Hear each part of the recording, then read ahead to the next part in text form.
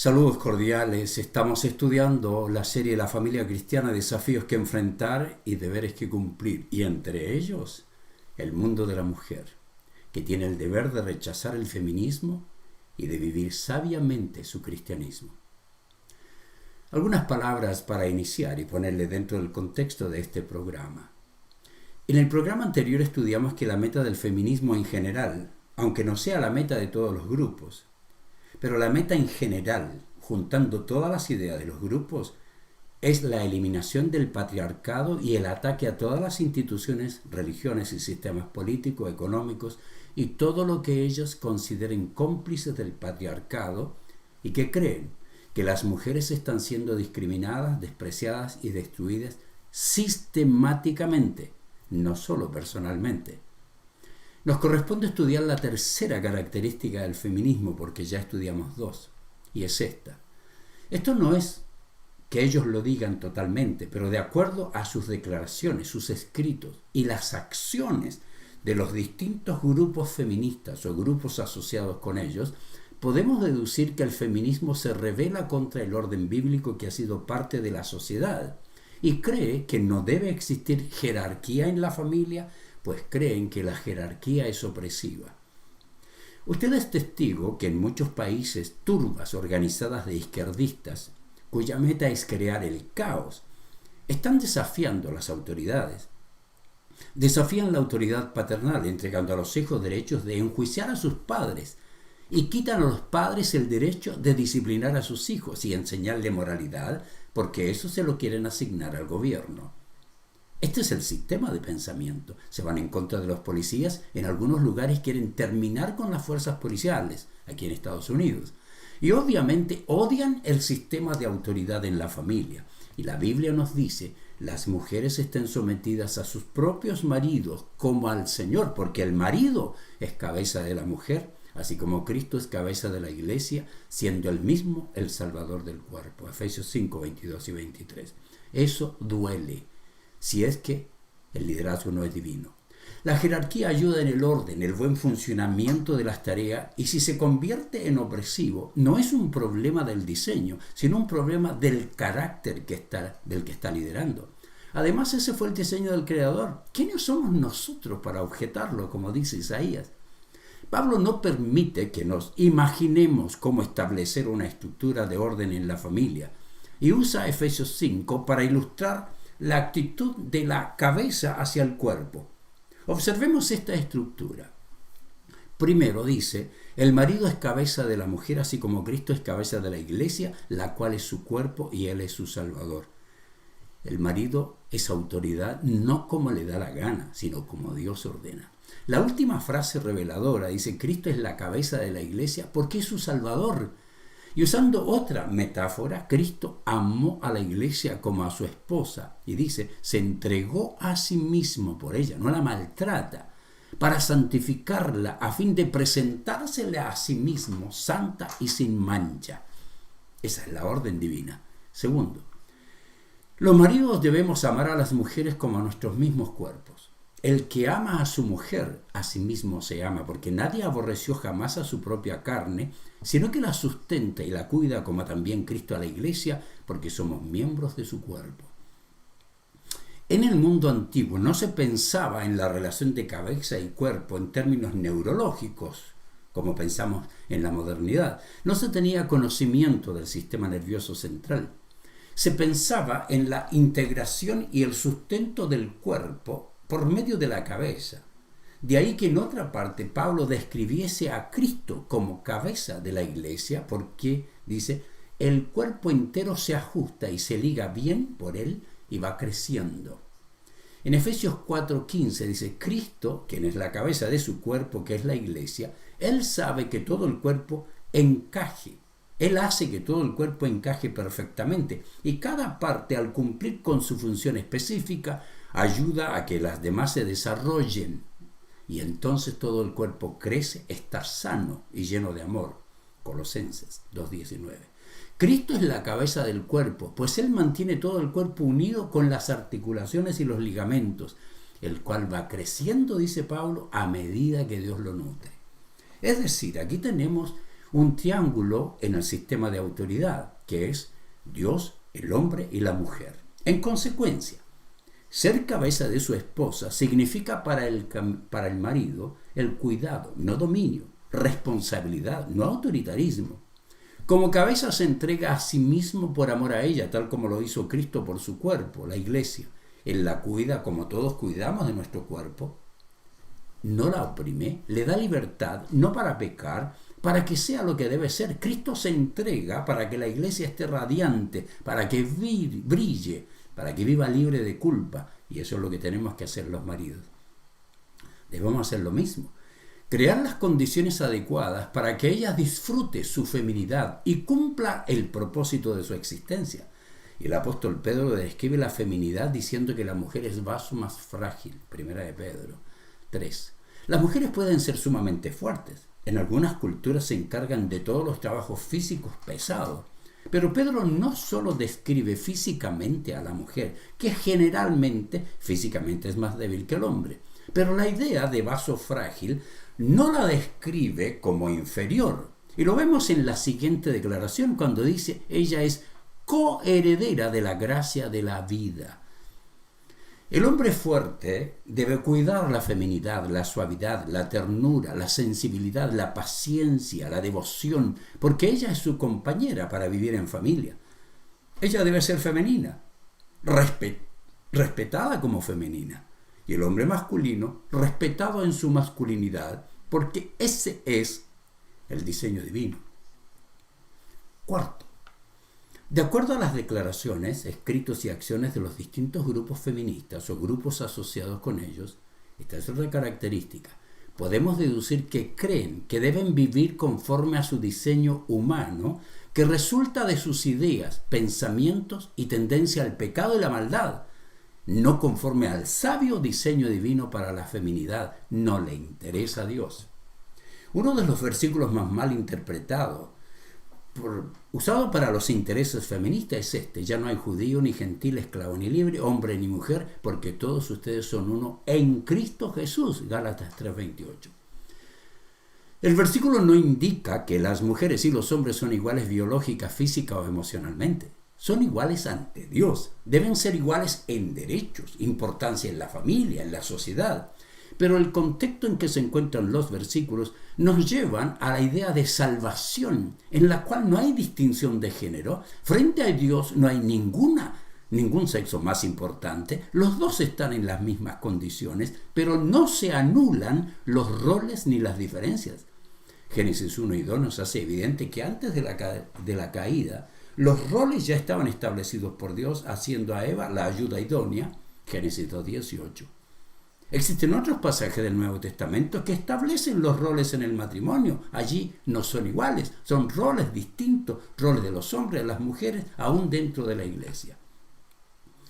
No existe dudas que el feminismo promueve lo que la Biblia prohíbe. Han redefinido y siguen redefiniendo la masculinidad, la feminidad y la sexualidad. La redefinen como les da la gana. Siguen agregando sexos. El feminismo, la ideología de género, han aceptado como natural y han promovido el homosexualismo. ¿Sabe por qué? Para hacerlo más aceptable. Y porque los tres tienen en común la negación de la biología. Por ello creen que mujer puede ser igual que el hombre y así declararse la mujer lesbiana, porque no existe diferencia de sexos. Y así como el hombre desea a una mujer, la igualdad indica que la mujer puede desear a otra mujer. Como un hombre no tiene hijos porque no queda embarazado y ella es dueña de su cuerpo, ella también puede no tener hijos y abortar para no tener interrupciones en su vida o porque no desea tenerlo. Así la mujer puede usar hormonas para parecer más hombres o implantes para cambiar su anatomía. De esta manera rechazan la biología, crean una nueva sexualidad que permite la atracción homosexual y estos, por su feminización, ya no andarán detrás de las mujeres, ni presionarán a la mujer para que sea madre. Por eso les encanta aquello. Las feministas odian ese comportamiento masculino que resulta de la fuerte atracción que tenemos por la mujer y que si no es contenido dentro de los valores morales es opresivo. La gran mayoría de ideólogas feministas son lesbianas. Y su odio se caracteriza porque no es natural, un odio contra el hombre. Usan erróneamente la erróneamente creada ideología de género, que es la doctrina que apoya el feminismo y el homosexualismo. Ellas creen que deben vivir conforme a su diseño humano, lo que resulta de sus ideas, de sus pensamientos. No existe Dios, no existe maldad, no existe pecado, por lo tanto, ellas son las diosas. Las mujeres cristianas pueden decir, y me lo han dicho, pero yo, pastor, no he firmado ningún grupo feminista, yo no he salido a las marchas, yo no las apoyo en las redes sociales, tampoco apoyo económicamente a los grupos feministas. Pero piense en cómo el sistema está ingresando a las congregaciones. Le doy ejemplo.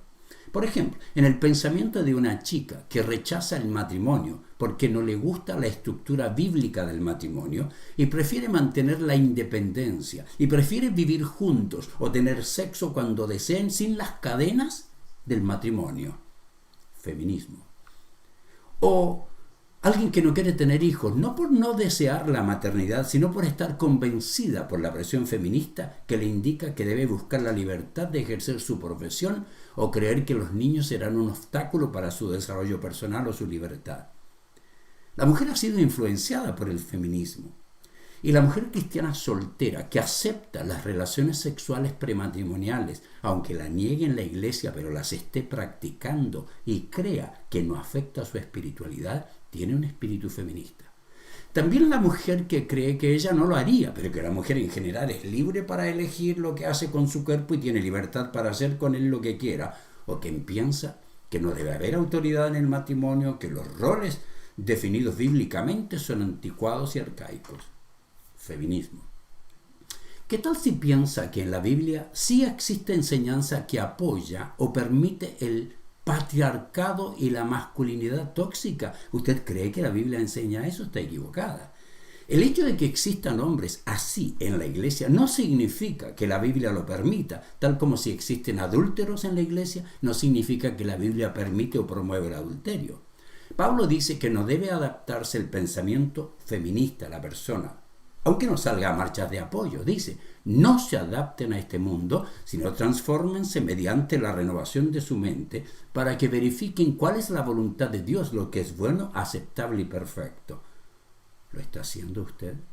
Déjeme hablarle de esto. La mano diabólica. Todo lo que toca al izquierdismo lo daña.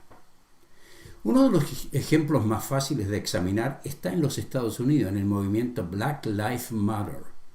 La vida negra importa. Los objetivos de esta organización van mucho más allá de lo que la mayoría de la gente piensa. No es defender la vida negra, pues ellos mismos incendian, roban a negocios de personas negras en sus mismos vecindarios solo porque son conservadores.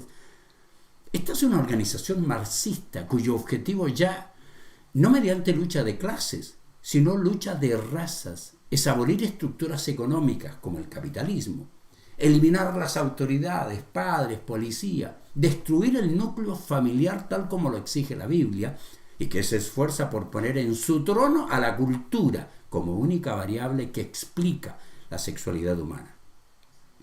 El izquierdismo tocó los planes de control de la población de los países pobres, el control de la natalidad, y estableció el aborto como solución, porque todo lo que toca lo daña. Tocó el problema de la maternidad de adolescentes y le dio como solución lo que llaman sexo seguro. Por eso reparten condones, si falla el condón, píldora el día después, y si falla eso, aborto. Tocaron la necesidad de educación sexual que deben realizar los padres y ofrecen distorsión sexual en su educación permisiva que imparten en escuelas y colegios y universidades. Tocaron ellos la sexualidad y crearon nuevos sexos, homosexuales, lesbianas, transexuales, asexuales, polisexuales, lo que pueda imaginarse. Tocaron la religión y establecieron religión con teólogas feministas, biblias feministas, ministros homosexuales. ¿Qué más tocaron? Todo lo que tocan lo dañan. Tocaron la autoridad, se la quitaron a los padres, se la quitaron a los profesores, a los policías, y se la dieron a los criminales que protestan, a los hijos que se rebelan, a los izquierdistas que se organizan en las redes sociales y destruyen todo. También tocaron el deporte, para que no exista competencia, que todos ganen, para que no se sienta el perdedor con una baja autoestima, y que los hombres biológicamente, que se creen mujeres transexuales compitan con las mujeres y les ganen en competencia deportiva. Tocaron la justicia, crearon leyes para liberar criminales, para bajar sentencias, para no criminalizar a los criminales que crean disturbios, atacan policías con ácido, bomba de gasolina, palos, piedras, que destruyen calles, semáforos, parques, lo que sea. Todo lo que toca el izquierdismo lo daña. Tocaron la propiedad privada y le dan derecho a los resentidos para destruirla, o para tomarse una casa, un terreno, poner una bandera y adueñarse, como lo hicieron en el gobierno de Allende en Chile, que quitaron casas a la gente. Tomaron la educación, la convirtieron en escuelas de lavado de cerebro de sus filosofías ateas, humanistas, liberales, morales, para enseñar sus ideologías, sus ideas de racismo, su cancelación de la cultura, su antipatriotismo, su odio por la historia, por los padres de la patria, por la bandera y por la religión. Tremendo, ¿no? Hablemos de esto, una descripción no completa de mujeres con actitudes feministas. Escuche esto. Aunque no todas las mujeres que actúan pecaminosamente tienen una agenda total anti-Dios, igual que los machistas, quienes tienen actitudes feministas, eligen comportamientos que no solo impiden y destruyen las relaciones saludables, sino que también afectan su integridad personal y van en contra de la Biblia y su moral. Yo he preparado un acróstico con la palabra feminista, ya lo compartí en otra conferencia. Y con este acróstico de la palabra feminista quiero describir no todas las características de una mujer que está influenciada por algo por el feminismo y por conocer o elegir no vivir sabiamente los principios del cristianismo. Por no conocerlos se convierte en una mujer con características feministas, por ignorancia algunas. Algunas odian la estructura bíblica, los roles definidos por Dios en su palabra. La mujer parcial o totalmente influenciada tiene algunas o todas estas características. Con la letra F, la mujer fundamenta su lucha por justicia en el odio que destruye en vez del amor que construye. Eso no puede ser una cristiana. Con la letra E, elige regularmente una actitud de víctima en vez de reconocer su desconocimiento, inhabilidad o falta de deseo de confrontación bíblica a quienes no le dan el valor que ella tiene. Tiene actitud feminista también, con la letra M, que menosprecia sistemáticamente los conceptos bíblicos que considera, según ella, injustos, en vez de entrenarse para comprenderlos, aplicarlos y exigirlos bíblicamente. Con la letra I, y respeta la ciencia, la biología, para exigir derechos que cree tener en vez de respetar la lógica, las evidencias biológicas que son imposibles de negar. Con la letra N de la palabra feminista, no cree en que hombres y mujeres somos totalmente diferentes. En vez de creer que Dios nos creó a ambos a su imagen y semejanza, pero distintos para que cumplamos roles diferentes, para que nos complementemos sabiamente. Con la letra I, incita con sus actitudes el desprecio de la masculinidad, en vez de despreciar y confrontar los pecados y extremos del sexo masculino. Con la letra S, se revela justamente contra las actitudes machistas, pero con palabras, actitudes y acciones pecaminosas en vez de confrontar el pecado con las herramientas bíblicas que Dios le ha dejado. Lo hace con herramientas pecaminosas.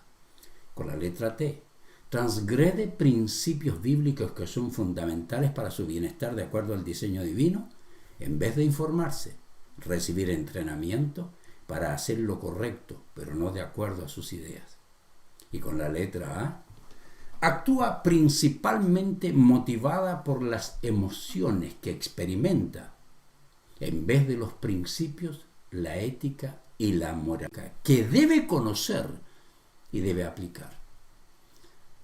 Hablemos de la falacia de las teorías y sentimientos de científicos alineados con su filosofía de pensamiento. Hablemos de ese tremendo error que cometen. Un hombre viajaba en un tren, aprovechaba leyendo un libro, y a su lado viajaba un joven universitario que también leía un voluminoso libro de ciencias. De repente, el joven percibe que el libro que va leyendo el anciano es una Biblia.